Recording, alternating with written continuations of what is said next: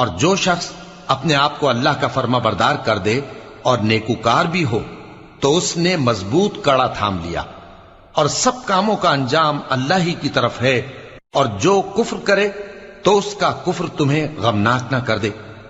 ان کو ہماری طرف لوٹ کر آنا ہے، پھر جو کام وہ کیا کرتے تھے ہم ان کو جتا دیں گے۔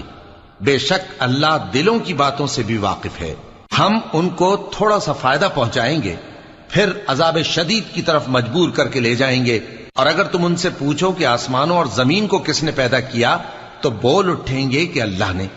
کہہ دو کہ اللہ کا شکر ہے، لیکن ان میں اکثر سمجھ نہیں رکھتے۔ جو کچھ آسمانوں اور زمین میں ہے سب اللہ ہی کا ہے، بے شک اللہ بے نیاز ہے، لائق حمد و ثنا ہے۔